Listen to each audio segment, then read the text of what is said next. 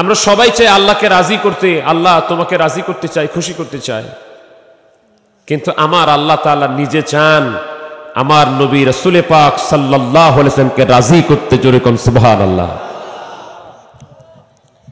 দুনিয়াতেও চাইছেন, আখিরাতেও চাবেন।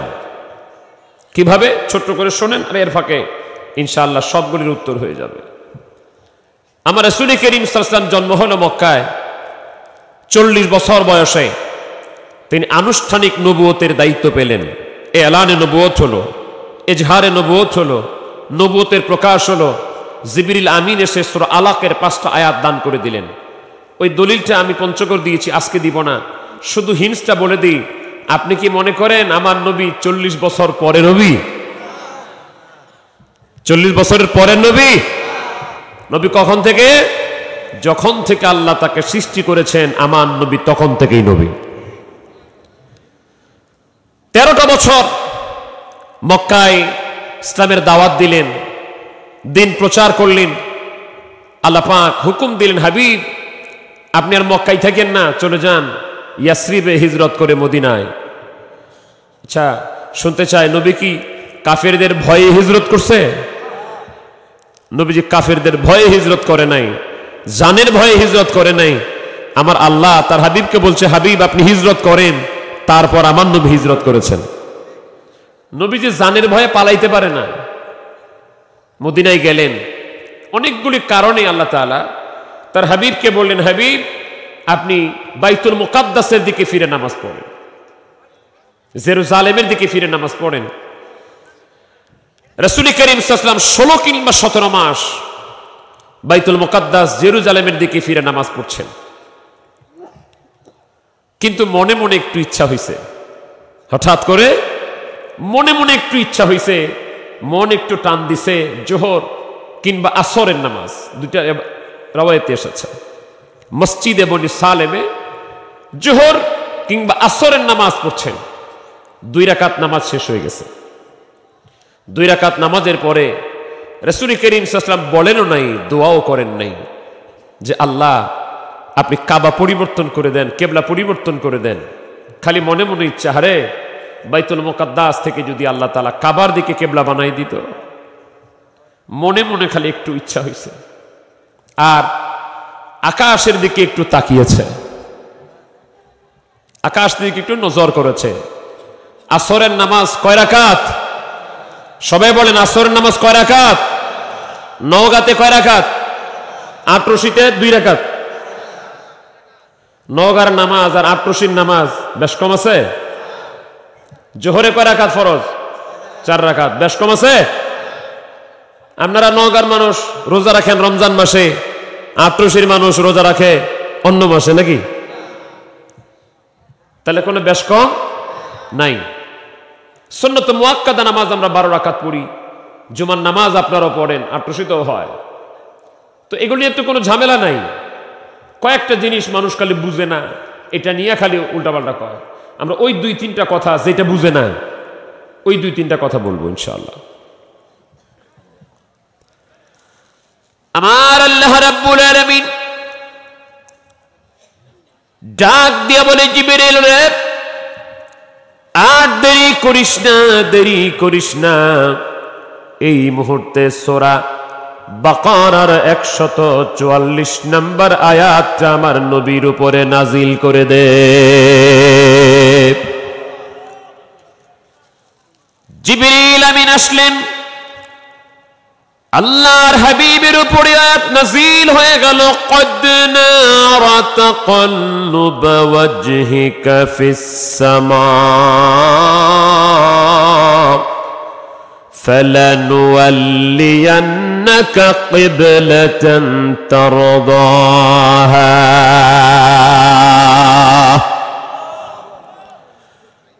আমার আল্লাহ রাব্বুল আলামিন ডাকেন, হাবিব আমি দেখতেছি আপনি আকাশের দিকে নজর করেন। ভাব অর্থ আমার এমন মনে হয়েছে আমার আল্লাহ বলতে চাচ্ছেন, হাবিব আপনি তাকাচ্ছেন আমার দিকে, কিন্তু আমি আল্লাহ কুদরতি ভাবে আপনার দিকে তাকিয়ে আছি। فول وجهك شطر المسجد الحرام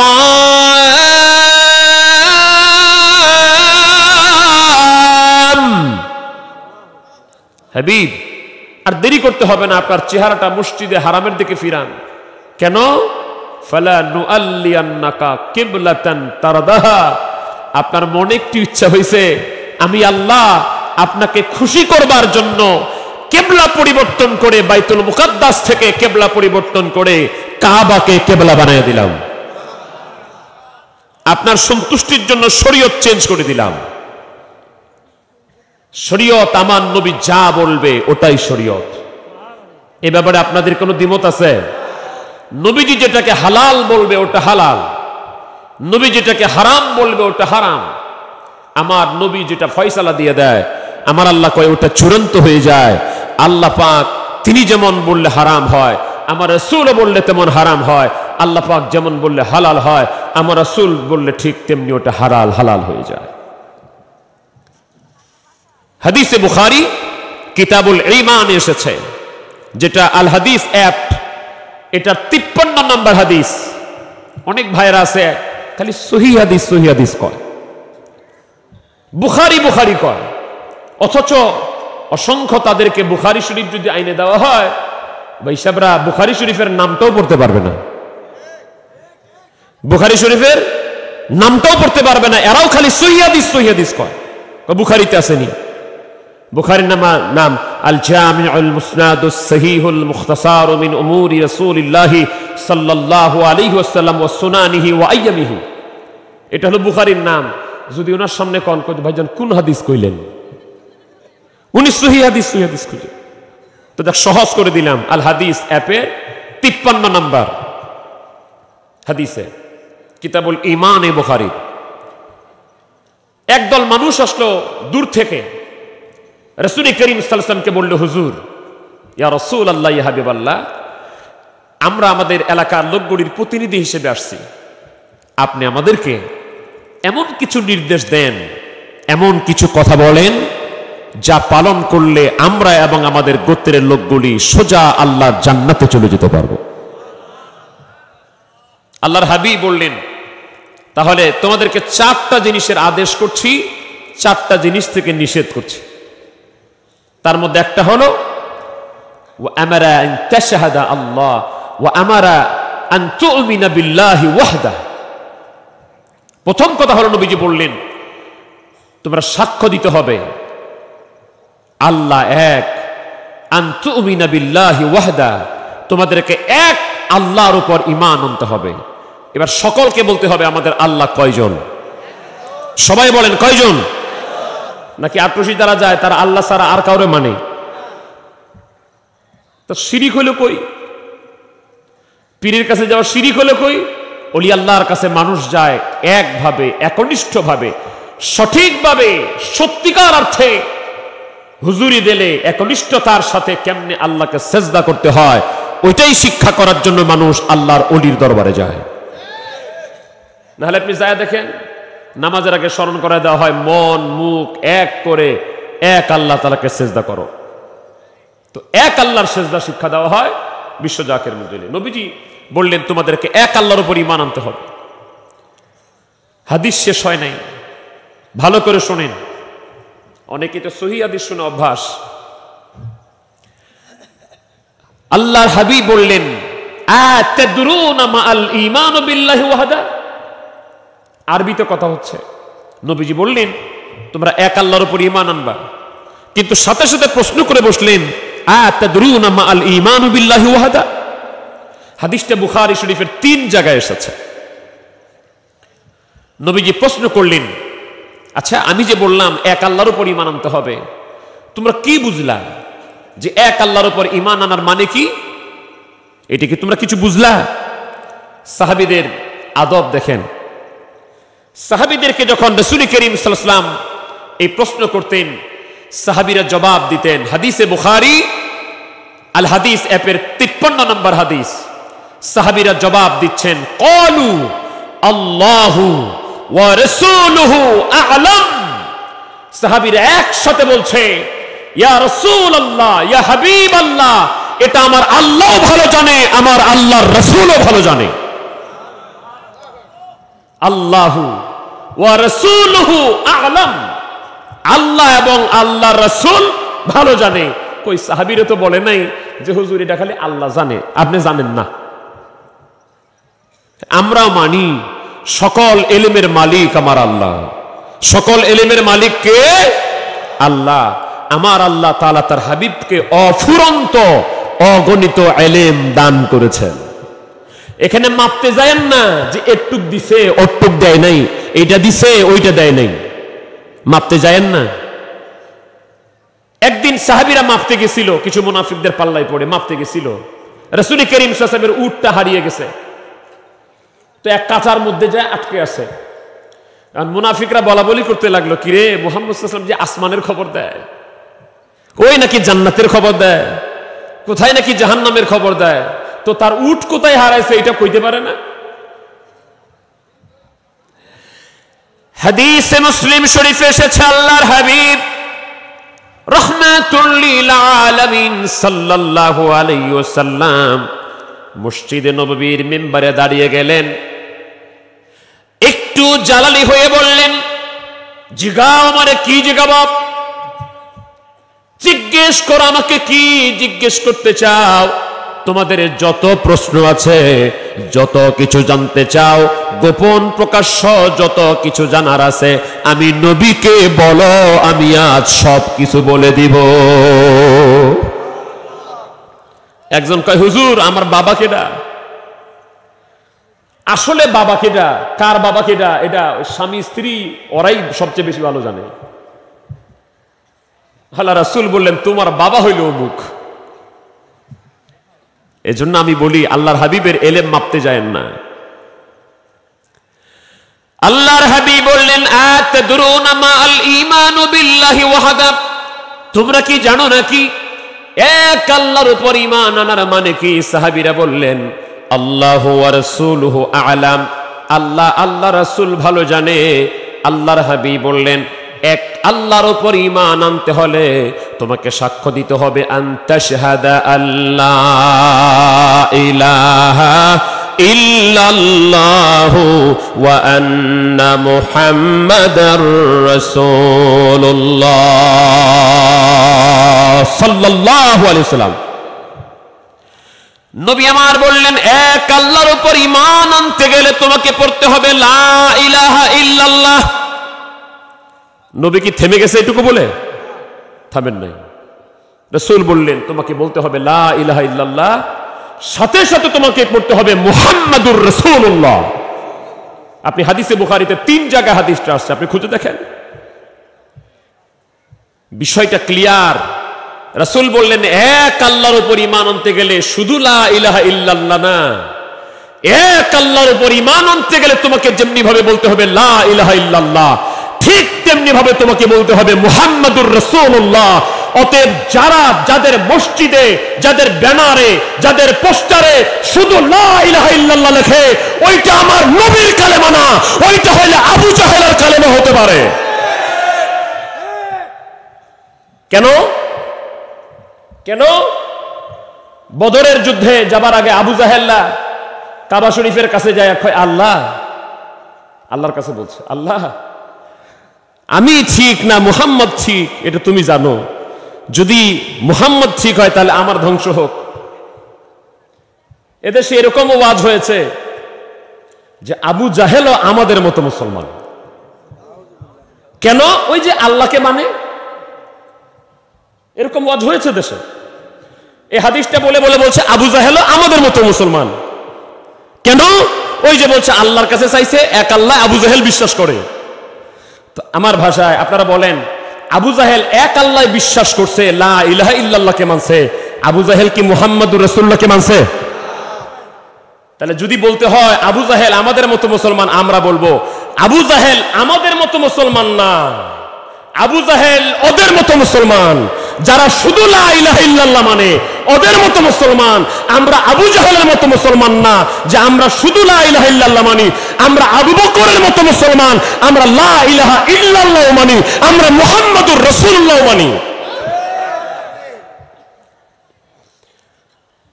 আচ্ছা বলেন, এখন বর্তমানে যত মুফাসসির আছে, মৌলভী আছে, শায়েখ আছে, শেখুল হাদিস আছে, সাইকেল মার্কা হাদিস আছে, এরা কি বড় মুফাসসির না ইমাম জারির আত-তাবারি বেশি বড় মুফাসসির? ইমাম জারির আত-তাবারি পৃথিবীর জমিনে 1 নম্বর তাফসীরি কিতাবের যিনি লেখক, ইনি হচ্ছেন আল্লামা ইমাম ইবনে জারির আত-তাবারি রাহমাতুল্লাহ। আমি জানি আমি কথা বলছি এখানে নওগাঁতে, আশেপাশে অনেক কওমি মাদ্রাসা আছে, আপনারা এখানে কয়েক হাজার মানুষ শুনছেন। এটা এখানে থাকছে না, রোজ টিভি অনলাইন, সিরাজি টিভি, তাসাউফ টিভি, মনিরুজ্জামান ভাই সহ অনেকগুলি টেলিভিশনের মাধ্যমে প্রচার হচ্ছে, not only Bangladesh but also all over the world.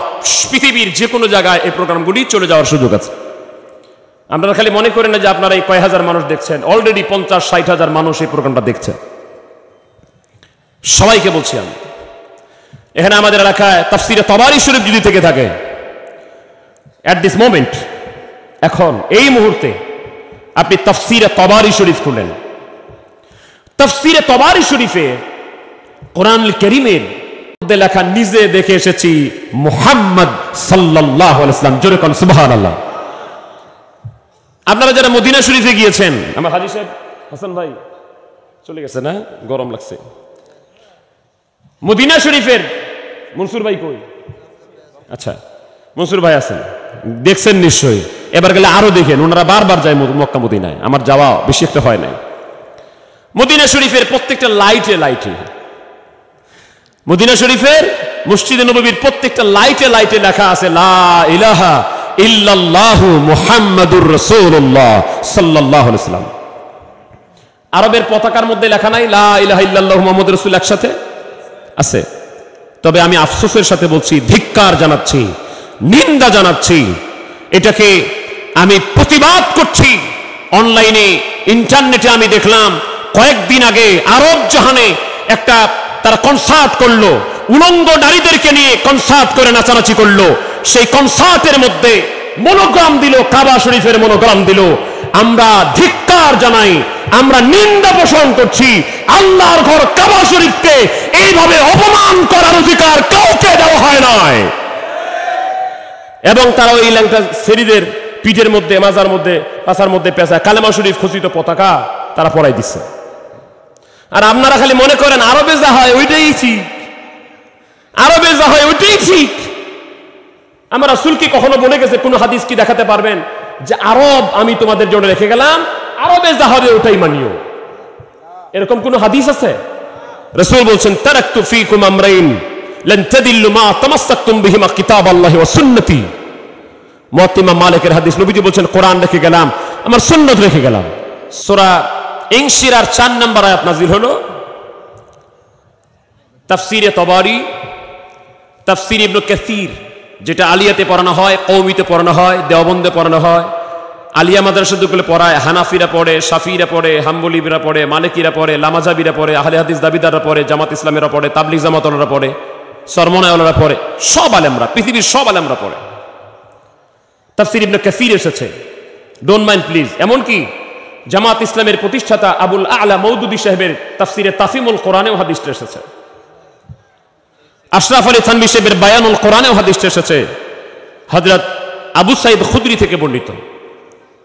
যখন সূরা ইনশিরার 4 নম্বর আয়াত নাযিল হলো, তখন আল্লাহ তাআলা জিবরিল আমিনকে পাঠিয়ে দিলেন, জিবরাইল যাও তো আমার নবীকে বলো, আতাদরি কাইফা রাফা'তু যিকরাক, আমার হাবিবকে বলে দাও যে আমার হাবিব কি বুঝলো যে আমি আমার হাবিবের জিকির, আমার হাবিবের শান কেমনে বাড়ালাম।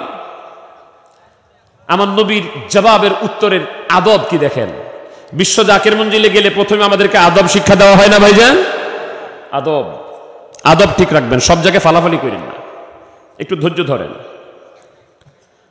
আমারই তো ঘুম আসছে একটু একটু, তারপরেও হক আদায় করবার জন্য দাঁড়াইছি আর। জিবরিল আমিন এসে বলল, ইয়া রাসূলুল্লাহ, ইয়া হাবিবাল্লাহ, আল্লাহ বলে পাঠাইছে ওয়া রাফা'না আলাকা যিকরাক, আল্লাহ আপনার শান বাড়িয়েছেন। তো আপনি কি বুঝলেন, কেমনে, কিভাবে আপনার শান তুলে ধরলেন? আল্লাহর হাবিব বললেন আল্লাহু আ'লাম, অর্থাৎ আমার নবীজির আদব হলো, জিবরাইল রে, আমার নিজের প্রশংসা আমি নবী নিজে করার চাইতে আমার প্রশংসা যদি আমার আল্লাহ করে, এই আয়াতের তাফসীর যদি আমার আল্লাহ করে, এটা ভালো হয়। জিবরিল আমিন আলাইহিস সালাম আল্লাহর কাছে যখন বললেন, মুনিব রাব্বুল আলামিন আমার আল্লাহ তাআলা বলে দিলেন, জিবরিল রে, আমার নবীর কাছে হাদিসে কুদসি নাজিল করে দে, নবীজিকে জানায় দে, ইজা যুকিরিতু যুকিরিতা মাই, হাবিবকে জানিয়ে দে, যেখানে আমার বান্দারা আমি আল্লাহর জিকির করবে, যেখানে আমার বান্দারা আমি আল্লাহর নাম নিবে, আমি আল্লাহর শুধু নাম নিবে না রে, যেখানে আমার বান্দারা আমি আল্লাহর জিকির করবে, নাম নিবে, সাথে সাথে আমার বান্দারা হাবিব আপনারও জিকির করবে, আপনারও নাম নিবে। যেখানে আল্লাহর নাম থাকবে সেখানে রাসূলের নাম থাকবে, ফয়সালা কার? সকলে বলেন ফয়সালা কার? আল্লাহ জিকির করলে আবার আপনাদের বেদাত আছে নাকি? আল্লাহ আল্লাহ আল্লাহ জিকির করা যাবে না, বিদআত, এটারও ব্যাপক দলিল আছে, সময় আজকে হবে না। তাহলে বোঝা গেল যেখানে আল্লাহর নাম থাকবে সাথে সাথে আল্লাহ পাক বলছেন, ইজা যুকিরতু যুকিরতা মাই, যেখানে আমার বান্দারা আমি আল্লাহর জিকির করবে, সাথে সাথে আপনি নবীরও জিকির করবে। এটার ব্যাখ্যা সব মুফাসসিরা বলেন, এজন্য আমার আল্লাহ তাআলা কলেমা শরীফের মধ্যে, আজানের মধ্যে, তাশাহুদের মধ্যে, সব জায়গায়, খুতবার মধ্যে, বিয়ার খুতবার মধ্যে, সব জায়গায় আমার আল্লাহ তাআলা আমার আল্লাহর নামের সাথে সাথে নবীর নাম লাগায়া দিছে। আপনাদের এলাকায় আজান হয় না? আজান হয়, 19টা শব্দে আজান হয়। ভাইরা আমার, এক মুয়াজ্জিন সাহেব আগামীকাল ফজরের নামাজের আজানে যদি খালি কয়, আশহাদু আল্লা ইলাহা ইল্লাল্লাহ,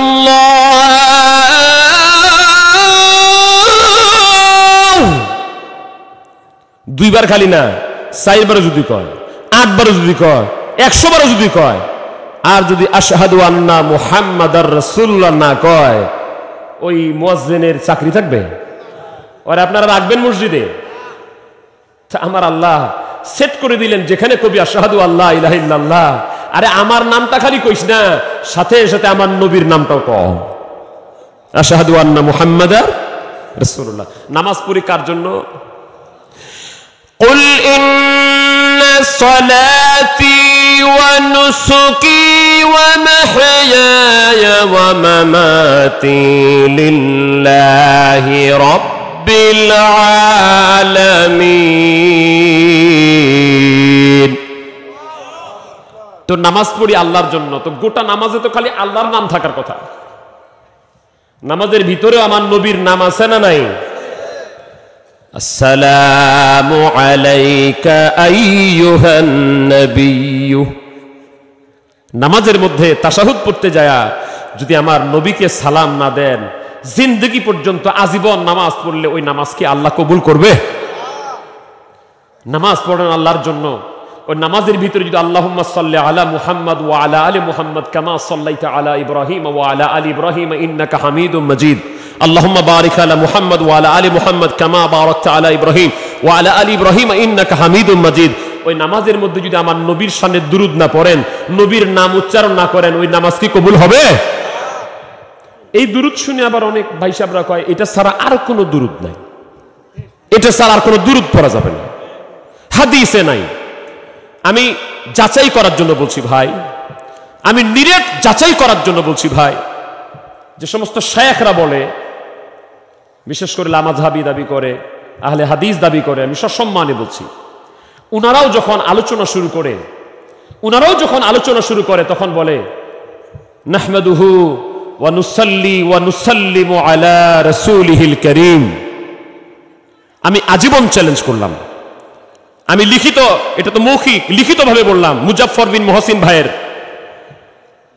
লামাযহাবী দাবিদার, আহলে হাদিস দাবিদার মুজাফফর বিন মুহসিন ভাই আমার, উনার যে কিতাবটা নামাজ সম্পর্কে, সেখানে তিনি লিখেছেন নাহমাদুহু ওয়া নুসাল্লি ওয়া নুসাল্লিমু আলা রাসূলিহিল কারীম। এইভাবে দুরূদ শরীফটা দিয়ে তিনি কিতাবটা শুরু করলেন। আমি আজীবন পর্যন্ত চ্যালেঞ্জ করলাম, এই লফজে এইভাবে দুরূদ কোন হাদিসে আছে আমাকে দেখান। এই লফজে এইভাবে দুরূদ কোন হাদিসে দেখান? তা আপনি পড়ছেন এইভাবে করে, তো আমরা যদি পড়ি আল্লাহুম্মা সাল্লি আলা সাইয়্যিদিনা মাওলানা মুহাম্মদ ওয়া আলা আলি সাইয়্যিদিনা মাওলানা। তো এইভাবে পড়লে বেদাত হবে কেন? মহব্বতের সাথে সুর দিয়ে পড়ি, এটাই তো। নবীর মহব্বতের ব্যাপারে 2 ঘন্টা ওয়াজ করা দরকার। আল্লাহ রাসূল নিজে বলছেন, আমার কোন জানি ভাই একটা আলোচনা করছেন, নবীজি বলছেন লা ইউমিনু আহাদুকুম হাত্তা আকুনা আহাব্বা ইলাইহি মিন ওয়ালিদিহি ওয়া ওয়ালাদিহি ওয়ান নাস আজমাইন। বুখারী শরীফের 7 পৃষ্ঠা হাদিসটা এসেছে, মুসলিম শরীফে এসেছে। নবীজি বলছেন, হযরত আনাস থেকে বর্ণিত, লা ইউমিনু আহাদুকুম, তোমাদের কেউ মুমিন হতে পারবা না যতক্ষণ আমি নবীকে তোমাদের বাবা মা ছেলে সন্তানের চাইতে বেশি ভালো না বাসবা। যারা বুখারী করছেন, আপনি বুখারী শরীফের 6 পৃষ্ঠা খুলে দেখেন, একবার শেষ লাইনে, যেটা আরবি টু আরবি, বাংলাটা বলছি না, বাংলা মিলায় দেখেন না, আবার যেটা আরবি টু আরবি, এটা পড়তে গেলেও দাঁত ভাঙার সম্ভাবনা আছে, কারণ ওটার মধ্যে জবরদের পেশ দেওয়া নাই। সেটার শেষ লাইনে আবু আব্দুল্লাহ মুহাম্মদ ইবনে ইসমাইল ইবনে ইব্রাহিম আল জুফি আল বারদিস বাল বুখারী তিনি বলছেন, বাবু হুব্বুর রাসূলি সাল্লাল্লাহু আলাইহি ওয়াসাল্লাম মিনাল ঈমান। ইমাম বুখারী বলছেন, দুনিয়ার মানুষ শোনো, আমার নবীর ভালোবাসার নাম হলো ঈমান। আত্মশির পীর কি বলছেন? বাবা, দয়াল নবীর মহব্বতই প্রকৃত ঈমান। দয়াল নবীর মহব্বত যার অন্তরে যতটুকু, তার ঈমান ততটুকু। দয়াল নবীর মহব্বত যার অন্তরে নাই, তার ঈমান বলতে কোনো সম্পদ।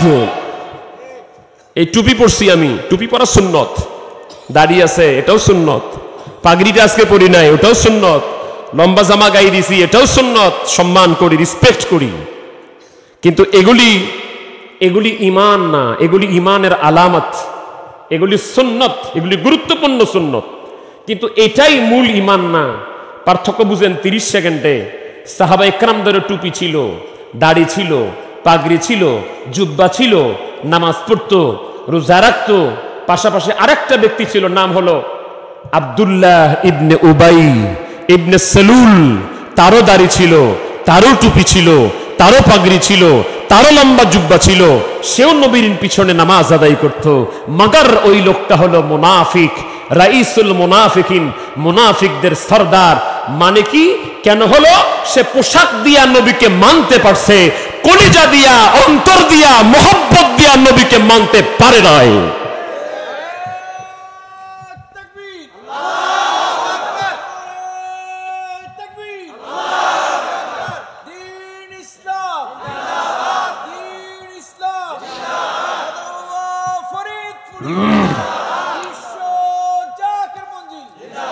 যাক, আমি আরেকটা বিষয় শুধু বলে দিই, যেহেতু এটা সরাসরি আমাদের সাথে সম্পর্কিত, জিকির নিয়ে, আল্লাহ আল্লাহ জিকির নিয়ে। কারণ এই জিকিরটা বেশি করে বিশ্ব জাকির মঞ্জুলি হয়, আল্লাহ আল্লাহ আল্লাহ। এদেশের অনেক মানুষ কয় জিকির সুবহানাল্লাহ, আলহামদুলিল্লাহ, লা ইলাহা ইল্লাল্লাহ, আল্লাহু আকবার ছাড়া আর কোনো জিকির নাই। পাইছে 4টা লফজ, এর বাইরে কোনো জিকির নাই। তো অটোমেটিকলি জনগণ বুঝে, রে আত্মসিত তো আল্লাহ আল্লাহ জিকির হয়, তাহলে এটা তো বেদাত, এটা তো জিকির নাই। তো ওনারা হাদিসে পাইছে, আমরা স্বীকার করি। এবার আমরা আল্লাহর কোরআনকে জিজ্ঞেস করি, আল্লাহর কোরআন আপনি কি বলেন? আল্লাহর কোরআনুল কারীমের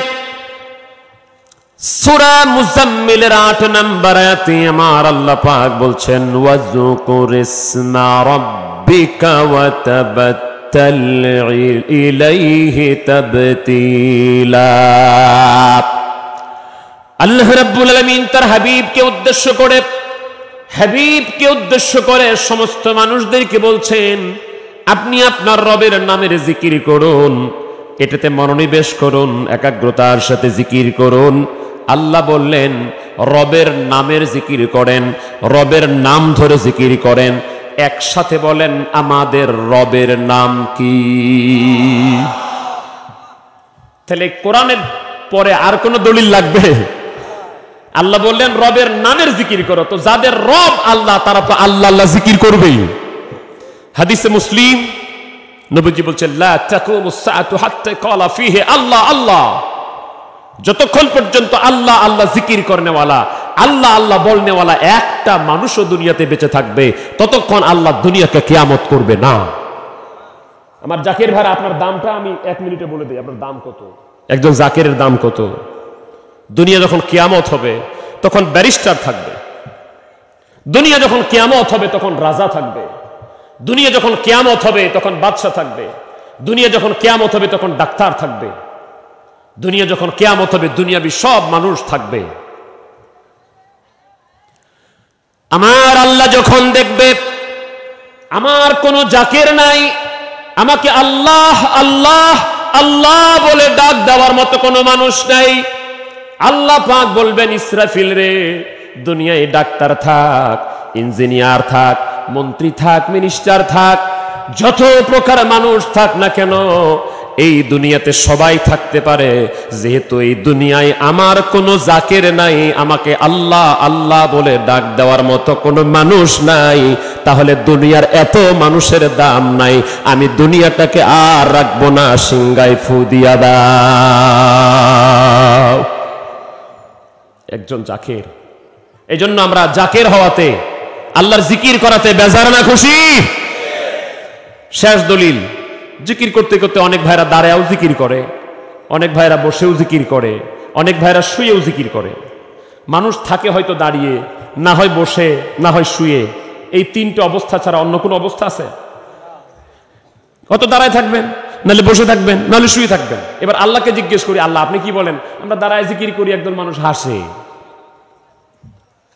কয়েক জায়গায় আয়াতটা আছে, আমি একটা আয়াত বলছি। আল্লাহ পাক বলছেন وَإِذَا قَضَيْتُمُ الصَّلَاةَ فَاذْكُرُوا اللَّهَ قِيَامًا وَقُعُودًا وَعَلَى جُنُوبِكُمْ। আমার আল্লাহ পাক বলেন, বান্দারে যখন নামাজ শেষ করে ফেলবা, নামাজ যখন শেষ হয়ে যাবে, তখন তোমরা দাঁড়িয়ে জিকির করো, বসে জিকির করো, শুয়ে জিকির করো। তাহলে দাঁড়িয়ে, বসে, শুয়ে হর হামেশা জিকির করার হুকুম কার? এক লোক যাইতেছে আত্মহত্যা করতে, সুইসাইড করবে, সুইসাইড করতে যাচ্ছে, ওই জঙ্গলের মধ্যে যায়া রাত্রে বেলা গলায় দড়ি দিয়ে মরবে। গল্পটা আমি কতটা পড়ছি তো। এখন যাইতেছে লাইট নিয়ে, চেরাক বাতি হারিকেন নিয়ে যাইতেছে। এখন আরেকজনে কয়, কিরে তুই না ফাঁসি দিয়া মরবি?